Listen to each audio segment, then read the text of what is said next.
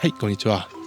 今日は小屋暮らしの日常を撮ろうと思ってカメラを回したのですが、庭を見て回るという朝のルーティーンだけで結構ね、いい時間になってしまったので、今回は庭の草花や畑の紹介をさせてください。朝一はポストの確認から始まります。今回は自動車税の納付書だったので、大外れですね。自動車税といえば我が家には2台の軽自動車があるので、安いとは言っても今の僕にとっては大ダメージとなります。ペイペイペイ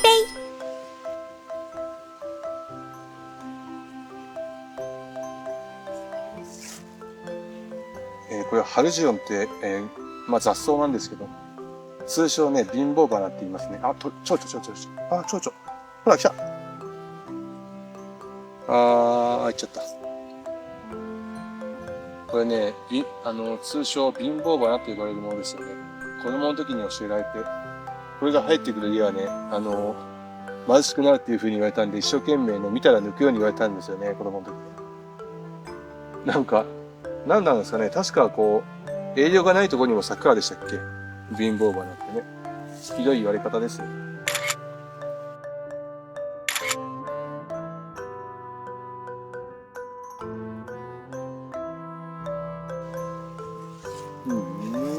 そのうち草刈りさは全部なくなっちゃいますね。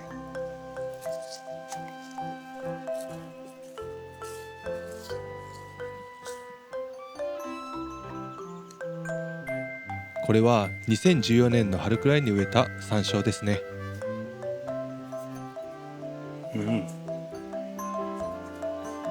うわ、すごい。いい香り。ブルーベリーが、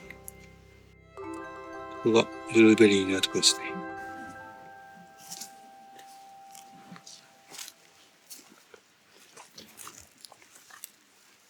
ここら辺は、プロとミシェルに備えるお花を今、これ育てるようにしてますね。結構買ってるとね、お金がかかるので育てることにしました。で、ここは、うずら豆、お豆を育ててますね。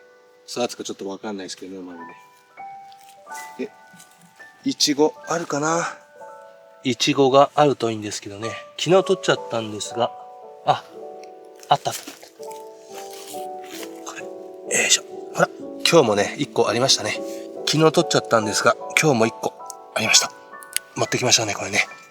いちごはここら辺にもあるんですが、これは明日かな？結構赤いのがありますけどね。明日まで待ちましょう。あった！もう1個ぐらいいけそう。これ、もう1個いけそうですね。これどうですかね？これいきましょうか。はい。ここの、筋巻きしたのが、おそらくね、これルッコラだと思うんですよね。ルッコラはサラダで非常に便利ですね。あと今年はですね、何年目だろうね。10年目か。10年目にしてね、初めてですね、柿につぼみがつきました。桃栗3年、柿8年でしたっけ？なんでちょっと遅めでしたけどね。もうつかないのかなと思ってましたが、つくもんですね、これね。赤松切ったからですかね。いっぱいついてますよ。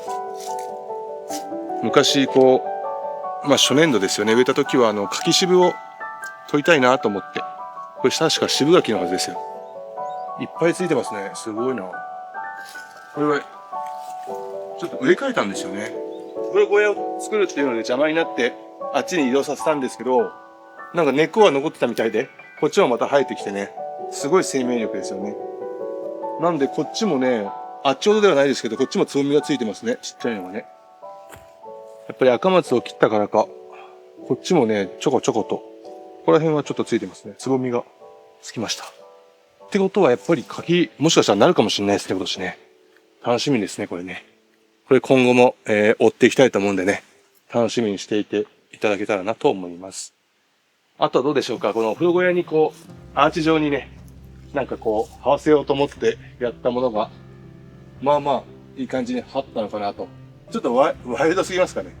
あっちの黄色いやつとこっちの紫色のやつと、ちょっと可愛らしい花がね、ちょっと咲いてますね。あっちはね、黄色いですけど。名前はハニーサックルかな。こっちも色は違いますが、これもハニーサックルですね。もう土壁もボロボロですね。まあ、これでいいと思います。特に直さないかなと思いますね、もうね。あとね、これがタラの芽、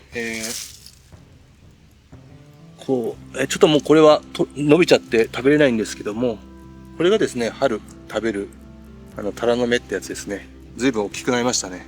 トゲがね、非常に危ないですけど、収穫するのがね、大変なので、ちょっと短く切っといた方がいいかもしれないですね。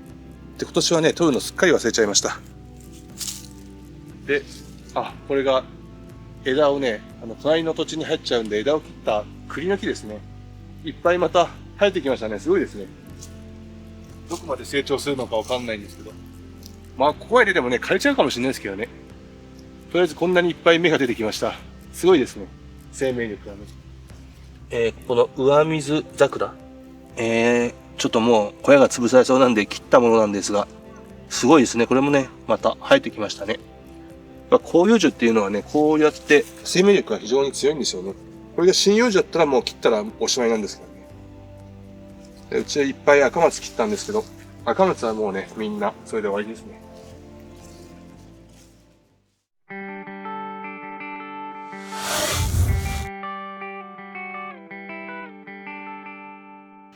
この白いお花がすごい綺麗ですよ。小手まりって言うんですけど、これ非常に可愛いのかなと思ってますけどね。どうでしょうか。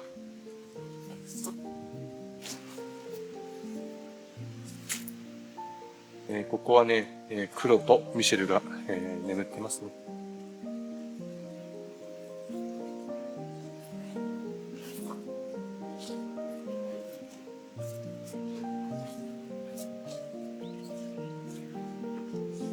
さあ、朝ごはん食べましょうかね。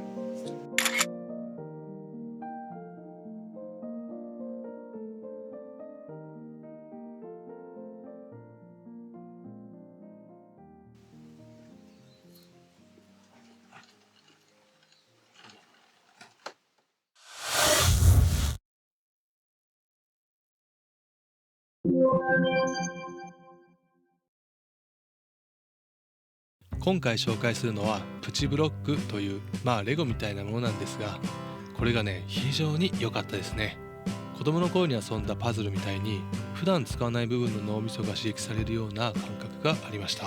想像以上に難しかった分だけ出来上がった時の達成感が素晴らしかったですね。今回もご視聴ありがとうございました。